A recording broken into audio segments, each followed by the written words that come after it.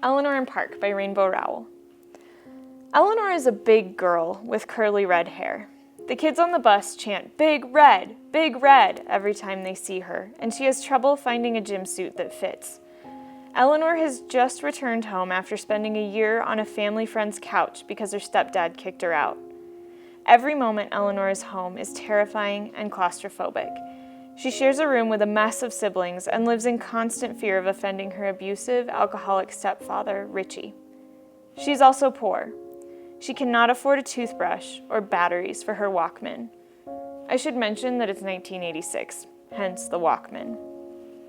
Park is a half-Korean kid who's almost popular, but Park is separated from the larger social order of his school because he's half-Korean and has a burning passion for comic books and good music.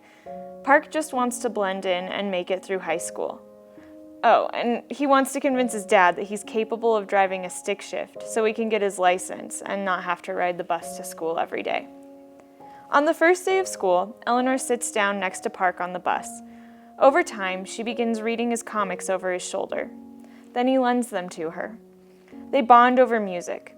Eventually, they begin holding hands on the rides to and from school. I should say that this is probably the most intense hand-holding you will ever hear about. Here's a quote from the book. "Holding Eleanor's hand was like holding a butterfly, or a heartbeat." Every romance has its obstacles. Things like, "I'm a genius witch and that doofus is only dating you because you won us the Quidditch Cup." Or, "My parents said no and your parents said no, so we got married and then accidentally committed double suicide." Or, "I'm a vampire and I want to suck your human blood and break my oath of vampire vegetarianism." But for Eleanor and Park, the obstacle is simply the world. The world cannot stomach a relationship between a good-looking Korean kid and Big Red. The world doesn't want Eleanor to have a boyfriend of any kind because she's poor and she's fat and she dresses funny.